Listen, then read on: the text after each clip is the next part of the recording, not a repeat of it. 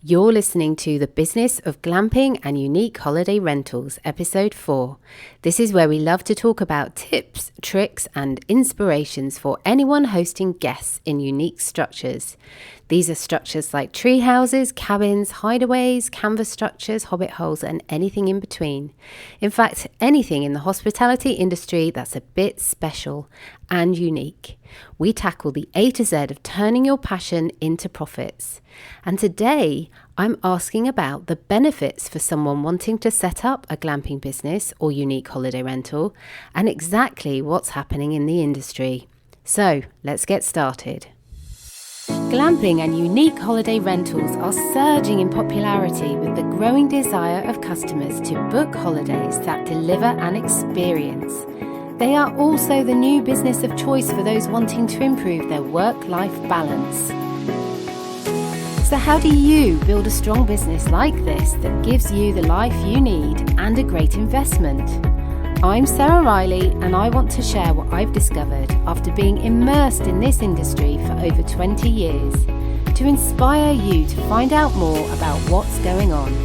Welcome, this is The Business of Glamping and Unique Holiday Rentals. Hello and welcome to Episode 4.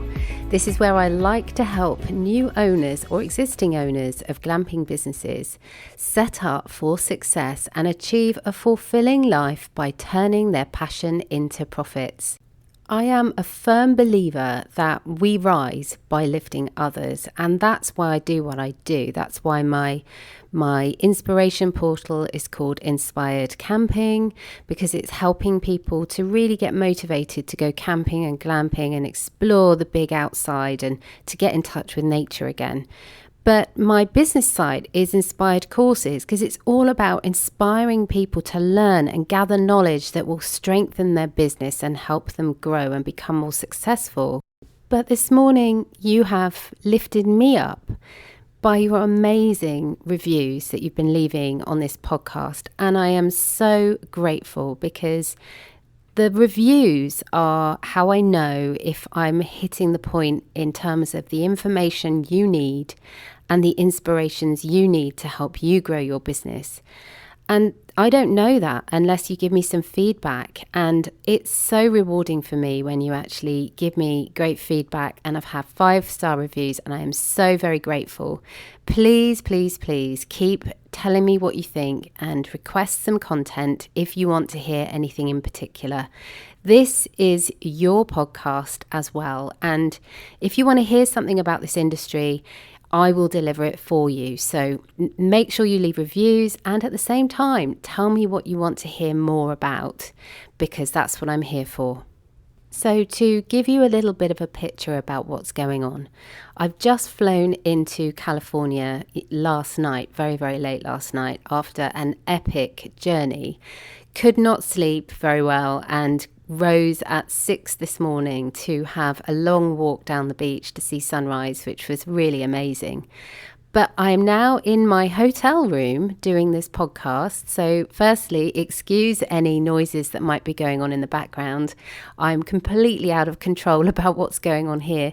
Normally you might hear my dog growl or bark or something like that, who keeps me company in my office, but today I've got a massive hotel keeping me company, so who knows what might happen. But I'm here for the Glamping Summit. It takes place a couple of times a year, or maybe once a year, depending on what's happening in the industry. And it gives me a real opportunity to connect with other people working in the world of glamping and unique holiday rentals, and to share my knowledge, but also to connect and to network with people who are such influencers in this industry. Now, I plan to do a podcast after I've been able to think through all of the information that I gather at the summit, and to put that into some kind of digestible format for you to really understand what's going on in the industry, and that will come later. But for now, I wanted to talk about a little bit about why people are getting involved in this industry and what's happening in the industry. So what benefits are there for those who really want to get a glamping business started or some kind of unique offering started? So I became interested in the glamping industry almost a decade ago. So for me, it was a great way to get outside with my young family without having to take everything we needed to have a great vacation. So it was all done for us. So it really felt like a holiday, a break with my family, and we were in luxury because we actually had beds to sleep in, and we had a wood burning stove, which was an amazing bonus. And that helped us deal with the cooler nights or any bad weather days, of which I am in the UK most of the time for my holidays. And that, our summers aren't fantastic all of the time. So it was a really nice way of being able to have a great holiday, even on those bad weather days.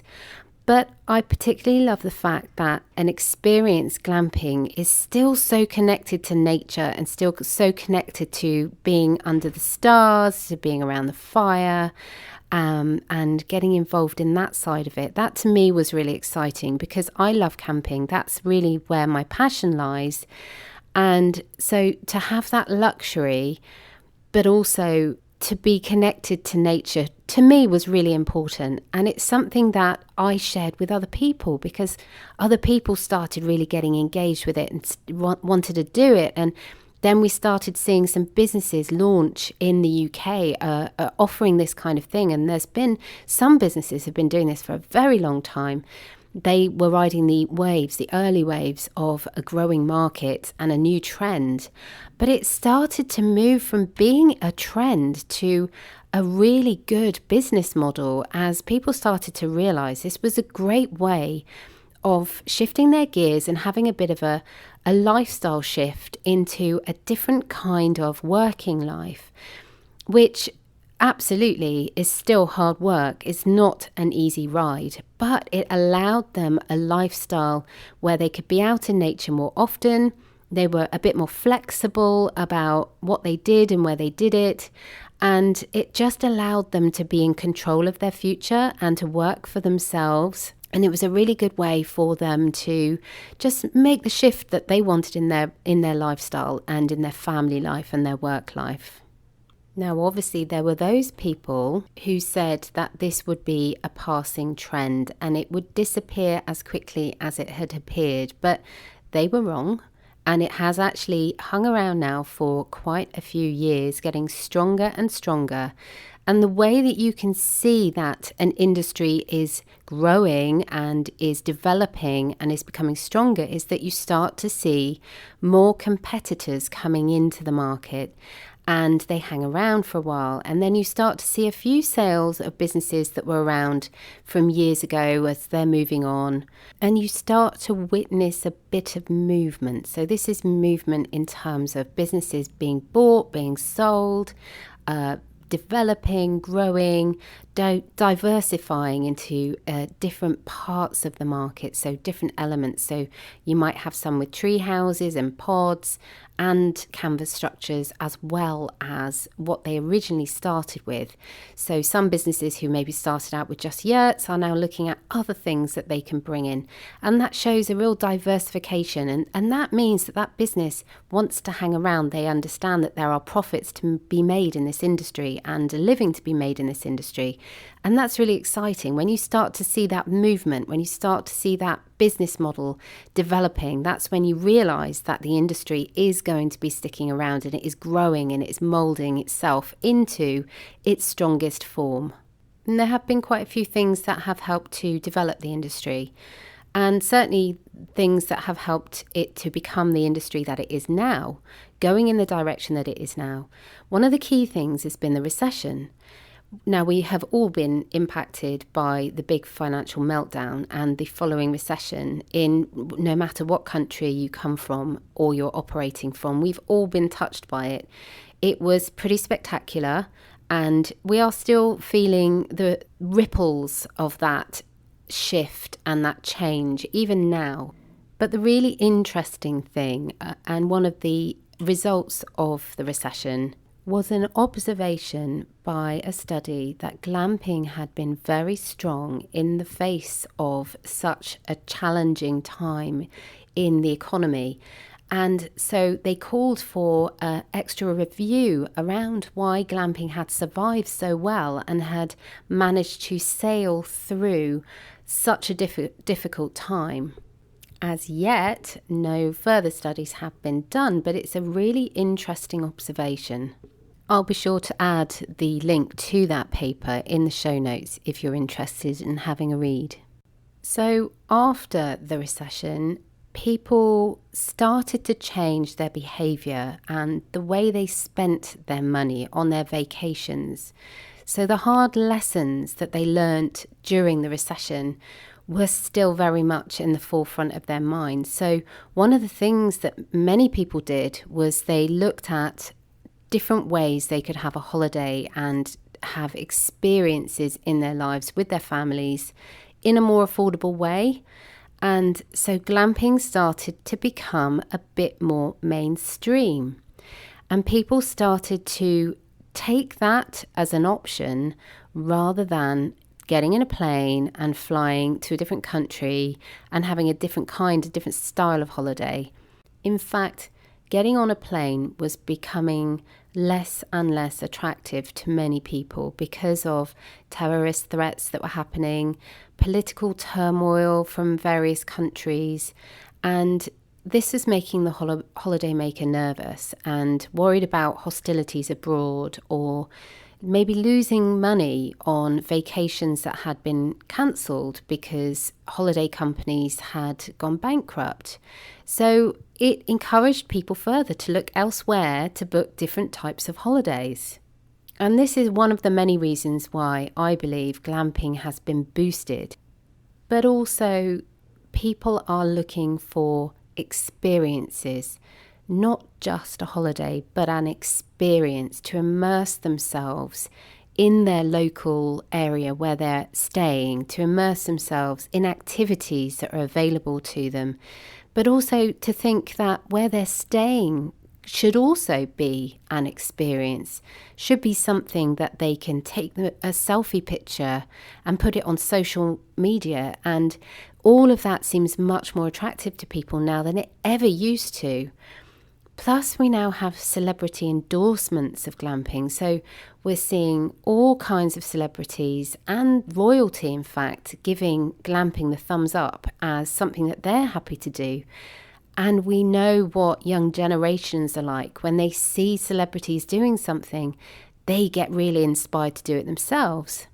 But we wouldn't be doing any of it unless it was easy to do. So the very fact now that we have easy ways of booking holidays through Airbnb or through Glamping Hub or Canopy and Stars, these are booking platforms. These are online travel agents that are now making it easy for us to find different experiences and glamping holidays and unique holiday rentals.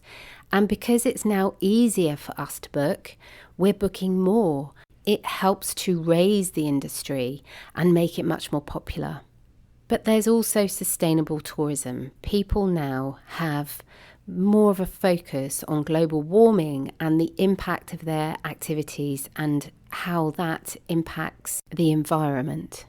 They're looking for more sustainable ways to have a holiday, sustainable ways to look at some self-care and some wellness, of which the wellness industry is really being boosted at the moment by this new wellness movement. And that fits so well with the glamping business model and unique holiday rentals, where wellness can be really interwoven into the very foundations of that type of offering. And I think that the glamping industry as a whole is really starting to be respected much more than it ever used to be by other segments in the industry. So whereas the hotel trade may have looked a little bit down their noses at what glamping and unique holiday rentals could provide, we're now seeing huge hotel chains such as the Marriott hotel chain set up homestays, a homestays segment of what they themselves deliver. And so they're starting to copy this industry. And when you see the big players, the big boys start to really copy what's going on in our industry, then you know we're onto something. You know that actually this is the trend, this is the way things are going. This is customer behavior. This is customer behavior showing them that's what they want and they are trying to deliver that. But we're already there in that industry. We're already developing it and offering it. And that's so exciting. So I've talked about the industry and how it's developing and growing and moving and shaping and shifting as time goes by.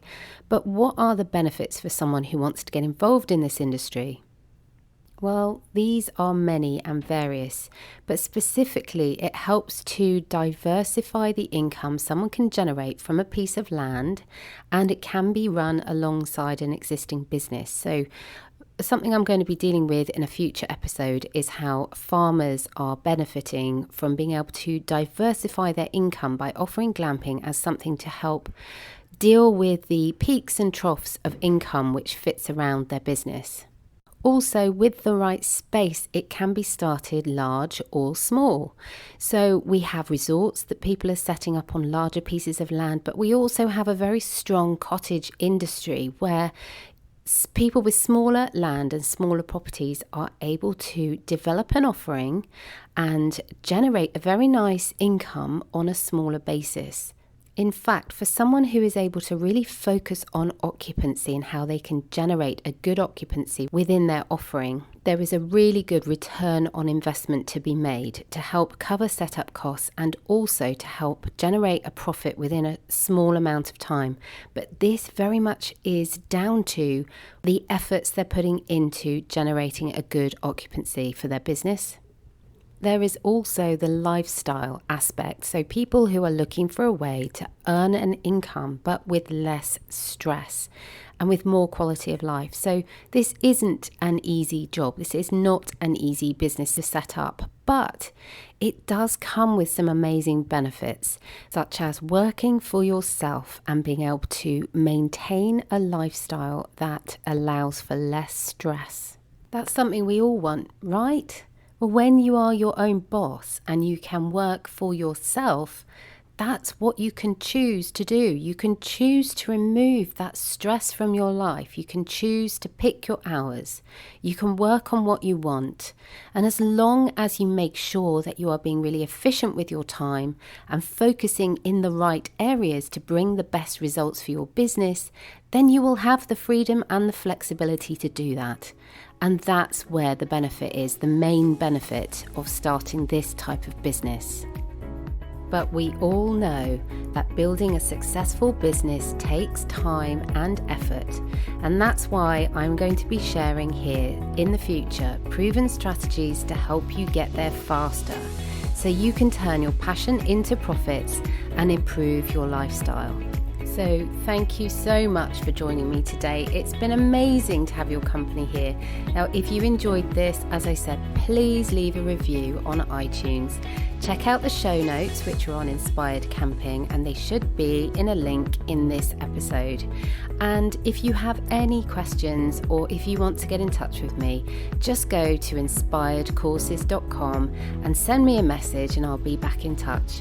In the meantime, I've left you a ton of resources on Inspired Courses which will help you develop your business and attract more guests. So go and check that out, and also leave a rating and review, and I'll see you here for a next episode. Take care.